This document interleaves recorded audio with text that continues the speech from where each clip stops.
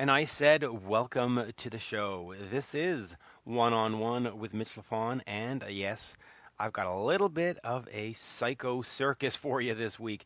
We have got Lordi and Mr. Lordi talking about their new album, Monstereophonic, touring, Kiss, Finland, and everything else you need to know about Lordi. Before that, let's please head over to Twitter and check me out at Mitch Lafon, MITCHLAFON.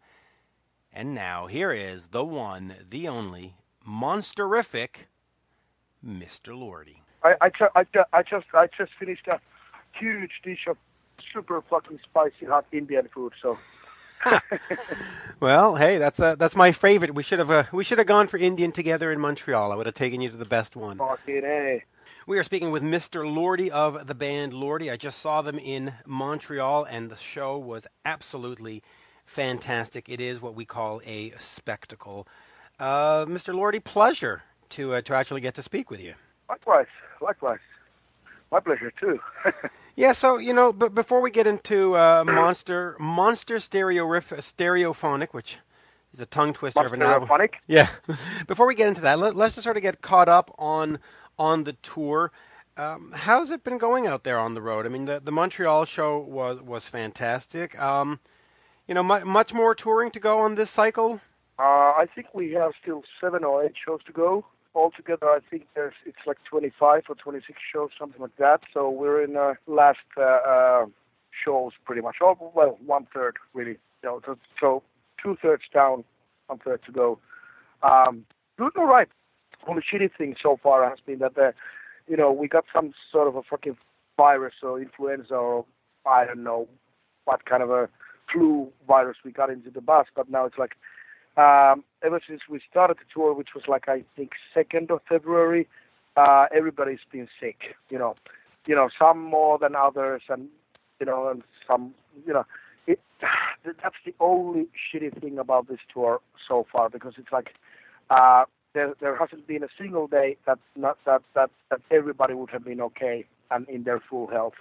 I mean the band and the crew. I'm coming like up from the sickness right now myself, but like for 2 weeks I've never been in my life. I've never been sick for so long as on this tour. I'm over 2 weeks like coughing my lungs off every single day. But other than that, the show's been good. The crowds have been awesome. Yeah, it's been all nice.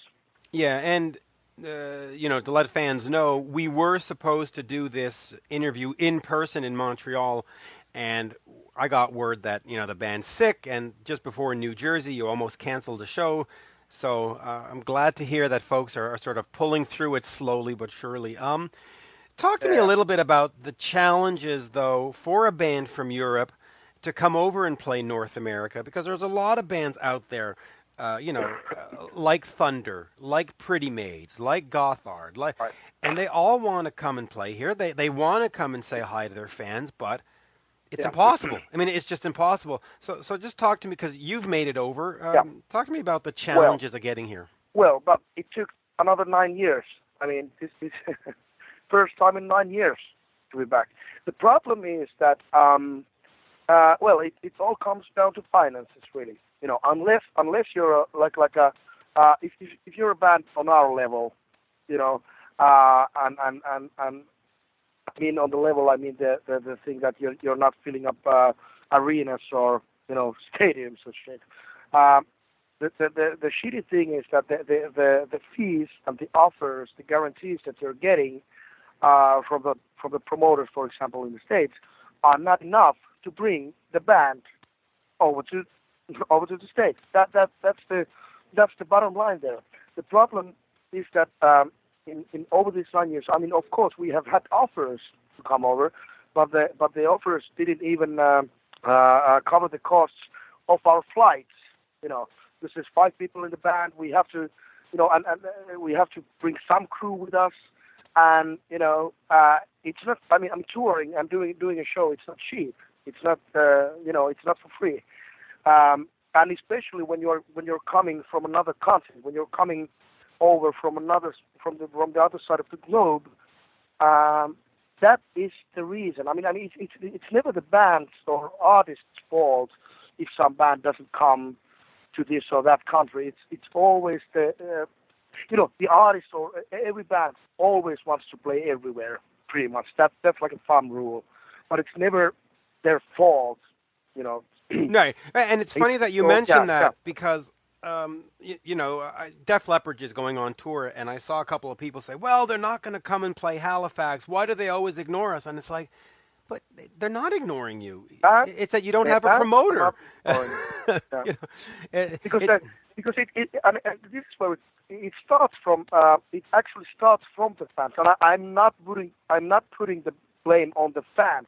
Absolutely not. But I'm saying that fans of whatever band should unite, and they should contact their local promoters and venues, and okay, we want this band, we want that band, and it's not enough if you do it once a year. I mean, you kind of have to be persistent with that, and unfortunately, you need more. I mean, if you're alone in your town, you're a fan of, let's say, Lordi, and you are the only fan of Lordi that you know, and if you're contacting your local promoters or venues and trying to say, hey, we want Lordi here, it's not going to happen. You need a couple of hundred more fans like that. So if you're the only fan in your town of your favorite band, I'm sorry to say, but that the logistics just don't match. It's not going to work. Right, and what you're describing, and I don't mean to cut you off, but what you're describing is,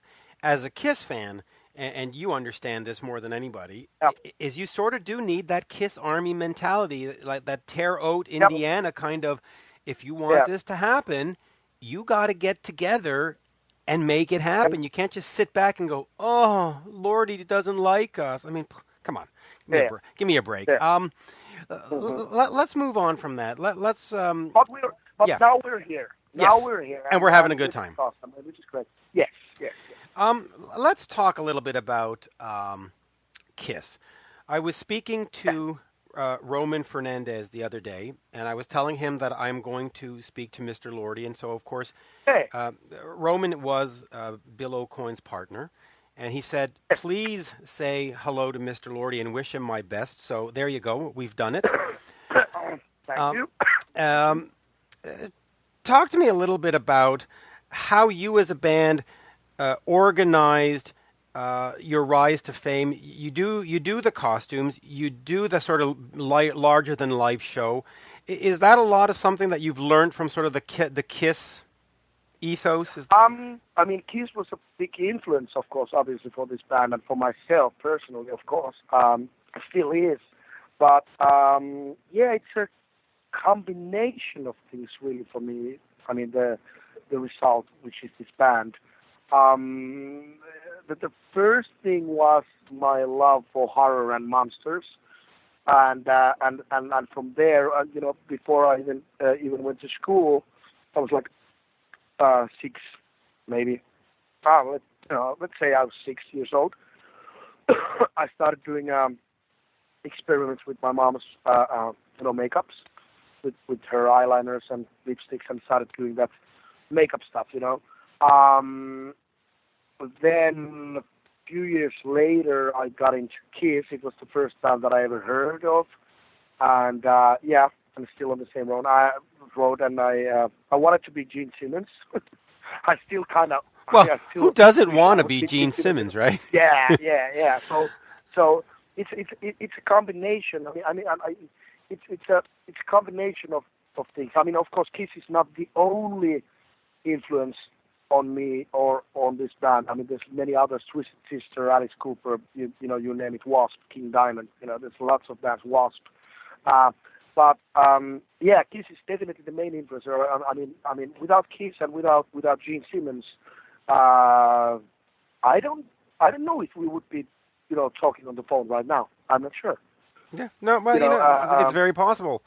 Gene was my first interview when I was 11 years old. So yeah, I might not be doing interviews if it hadn't been for Gene. There you go. And I do want to get to the album. So let me just finish with this on the Kiss thing. Bill Aucoin, their manager, he had a vision. He got it done. biggest band of the 70s. What was it like for you to work with Bill? Because, he's coming in here, and he's not just Kiss. He's done Billy Idol. He did all these. Yeah. What did you learn from him? Because he was not just a manager. He had a grand plan, and he succeeded. Yeah. He first of all, it was quite dreamlike moment when I got the call from our then manager that somebody from the States called. And actually, it wasn't Bill. It was Bill's then business partner who called, and who wants to come and meet us in Europe. We were just about to go on tour, and watch and behold, it was Bill Aucoin who came from the States to meet us, and it was like we were like really thrilled. We're all Kiss fans in the band. So, and funnily enough, it was only like maybe 1 or 2 years before that, I went to a Kiss Expo in Stockholm to meet Bill Aucoin. To get a picture with him, to get him autographed, shit, and blah. So I'm a fan. So then this guy wants to be our manager, and that was after the first, I don't know, few days or few weeks or whatever. Once you got that out of your system that it's Bill fucking Aucoin, once you got friendly with him and once you got to know him and once you, once you weren't scared of him anymore, he was such a fucking nice dude. He was so cool and had all these nice, cool ideas that we never thought about. Right before we went on the tour, I remember we were having a dress rehearsals, and like between every song, he paused us, he stopped us, and he had some cool comment about the way we move or the way we do shit, and we still do those today. Within like first goddamn 2 hours when he was working for us in that rehearsal hall, he did more than many others, combined before that. It was, yeah. His brain was sharp as a knife, and he had awesome ideas and really like he really could. He really had the a vision. Vision, and he could think outside the box. He would see things that others wouldn't. Yeah, no, what a great manager. So, speaking of the vision, let's talk about Monstereophonic. If I said that correctly. Monstereophonic. It's a combination of two words, monster and stereophonic. So it's Monstereophonic. See, I actually saw it as being three. Anyway, but there's sort of two parts to it. Democracy, demonarchy. Boy, yep. These are tongue twisters. And talk to me about your vision of having sort of two separate albums on one album. So you've got Theater Terror, which is good old classic rock or classic Lordi metal or whatever. Oh yeah. And then more of a experimental on the second side. Why not make two separate albums? Tell me about how you got to this. Okay, we're going to put this all together. Well, the idea actually came because 2 albums before that, prior to that album, we had a lineup change behind the drum kit. We had to fire our original drummer Kira, and we got a new drummer Otis, who then passed away sadly like a year and a half later. But Otis's drumming style was completely different. It was way more modern. It's way more metal. So that kind of he was playing the songs in a completely different way than Kira ever was. So that opened us new windows, and it opened up new windows for me as a writer, how to write stuff, because I've always been kind of like, let's say, King Diamond and Pantera, Machine Head, bands like that too. So, but with all due respect to Kira, he couldn't play that stuff. So then all of a sudden we had Otis, and that gave us the opportunity and gave me the opportunity to write kind of stuff that I've always been writing, but they never made it to the albums. So we kind of started flirting with the with the more metal approach on To Beast or Not to Beast, and then definitely on Scare Force 1. Of course, Otis wasn't alive anymore on those albums, and we have Mana on the drums now. And he's more in the well, he's somewhere between Otis and Kida style-wise. But anyway, I mean, he could do it. So then we realized of the response to these two albums that there were two kinds of fan reactions. There were the others who were like really into the new style or a little bit new touch on the music, and then there were the others who were saying that no, don't do this shit. Just stick to your guns. Just do the classic 80s oriented rock. Just do that. So we thought that let's do a split album with ourselves. Let's just split the whole thing in two, and let's try to keep these two worlds as extremely separate as possible. And could be fun because I always had it in my head that I want to do a conceptual album. So okay, we decided to do half because we're pussies. We didn't have the guts to do a full album like that. So because we didn't know how the fans would react to that. So we thought that okay, at least half the fans will love this album, and at least half the albums will love this side of the album. So that was the reason to just to test it out, and also to get it out of my system, to write a little bit more complex songs and to be a little bit more metal, And it's funny also that it's not something that we changed. It's something that has always been there, but we have never just released any of that stuff. Like really old friends who have heard all the Lordi demos from the beginning of the 90s. They heard everything, and once they heard the demonic side, they said, "Well, this sounds like the old Lordi. This sounds more like the Lordi you were doing in '92, '93, '94." And that's actually true. So it was always there, but it was just never released. If it was sort of the older early '90s style, is that suggestive that maybe on the next album you might want to explore it more and say, okay, let's go back to our roots and let's try this? I think this is just my gut feeling at the moment. I think the next album will probably be, it is combining the two elements and something in between. I'm pretty sure there will be these harder songs on the next one too, but there definitely will be those 3-minute, sing-along, rookie choruses kind of things also, because those are the two worlds that I love, but to put those things in the same, songs, that's the hard part, and me personally, I think that the best song that I've when I tried to combine the two worlds, it was the song Scare Force 1. Right. That song is something that I thought that okay, I cannot combine the two worlds better than this. This is as good as can get from my point of view. So that's why I think we're gonna do. I think we're gonna be doing like these two worlds more or less, but not so much combining them. I think there will be harder songs and there will be these more poppy songs. Yeah, and I think fans will react to it well. Now, I know we only had 20 minutes, so I'll just run through a couple of questions here. But you've released recently some hot sauce, the Lordi limited edition tour hot sauce. Now, I would have bought some. I didn't see it at the merch booth in Montreal. Maybe I didn't look close enough. Who knows? But I didn't see it. You didn't. They were there. They were there? They were there.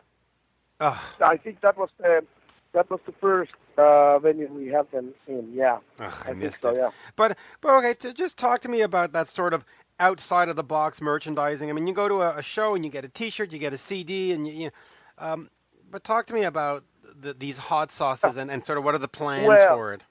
Well, the hot sauce thing came from the hot sauce guys. It was something because these guys are doing these hot sauces.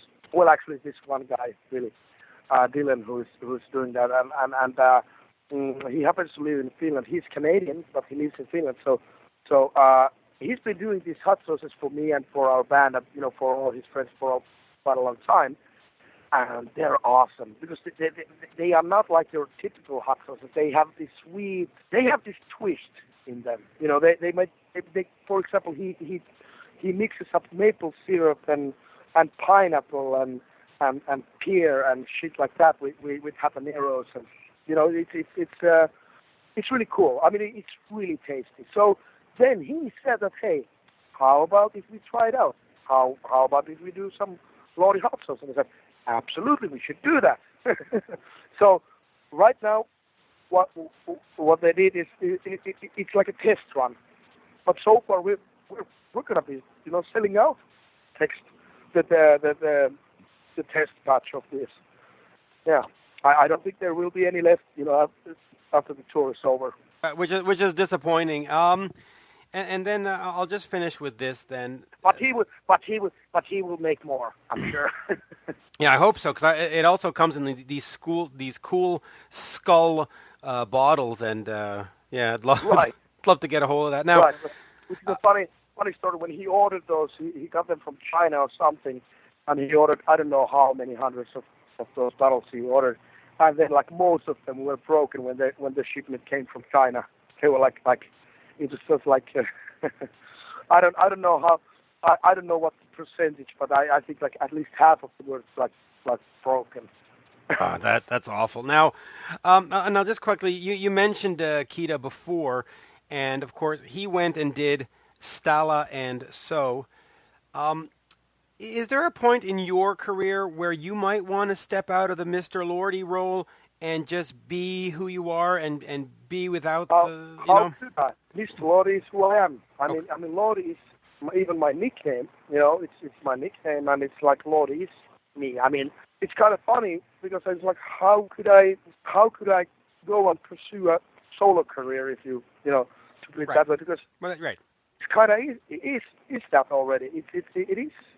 This whole band started because I was in another band in the early 90s in my hometown in Rovaniemi, and I started to do the demos under the name of Lordi because I couldn't get my songs through with the band that I was in.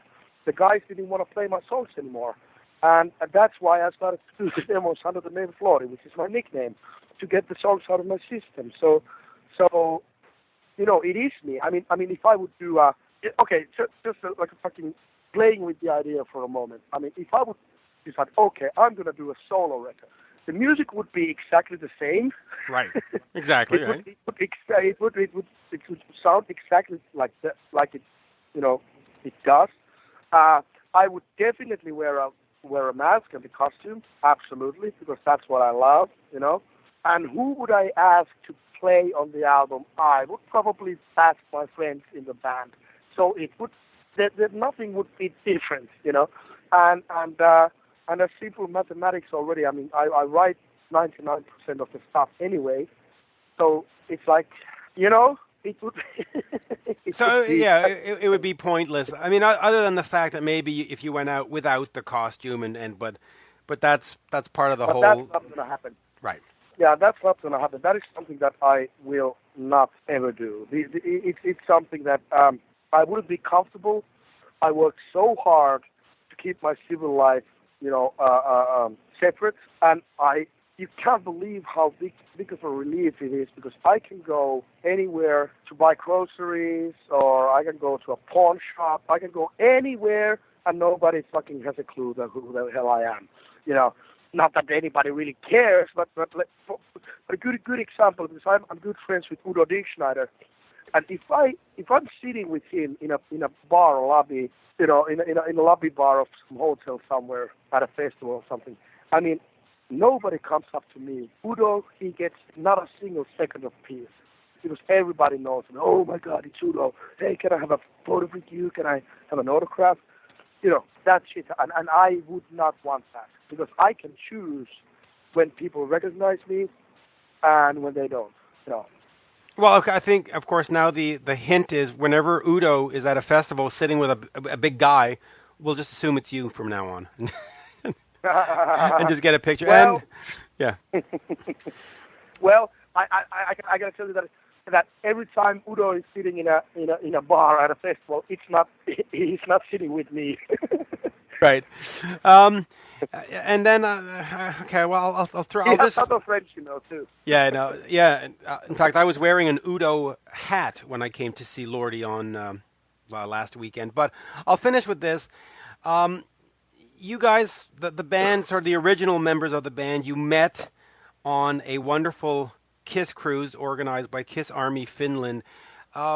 When Which the was Kiss, organized by me. which was organized by you, right? So when you see Yeah. the Kiss cruises going now, do you send Gene a bill for the idea? No. No. There you go, Mr. Lordi. Yes. I went to the Kiss Cruise #2. I would love to go, for more of those Kiss Cruises. The problem is that usually when the Kiss Cruise is on, we have some shows booked, and it's killing me. Like, for example, last time with the whole Creatures of the Night theme, I would have loved to be there because that is one of my favorite looks of the band and the set list that they did. And then, like the other, what was it, 2 years ago, they played Almost Human, which is one of my all-time favorite, Kiss songs. And it's like, and I can guarantee you this: the next time I will be on Kiss Cruise, if there ever will be a time that the schedules match and I will be there, they will not do anything special. Yeah. But as Well, soon as I'm not there, they're gonna do lots of cool shit. Yeah. I do think they have a Kiss cruise coming up in November of 2017. Yeah. So you need to tell your booker to just for 1 week, just don't book any shows in that week. But there you go. Great pleasure talking to you. I know you have to go get ready for the show tonight. A lot of makeup and stuff, but feel better. I know that the flu and the stuff has been beating down the band and crew. But thank you for your time today. Thank you, sir. My pleasure. Absolutely, and we'll see you again soon. Thank you. Bye now. And there you have it, folks, my interview with Mr. Lordi of the band Lordi. Their latest album is Monstereophonic. Do yourself a favor and check that out. And while you're checking stuff out, head over to Twitter and check me out at Mitch Lafon. And if that doesn't satisfy you, there is Google. Yes, that's right. Just Mitch Lafon on Google, and it's miraculous. You got to like that Google. There you go. Enough rambling. We are done. I am done. Pleasure. Talk to you soon. Arrivederci. Au revoir. Auf Wiedersehen. Bye for now. Oh my.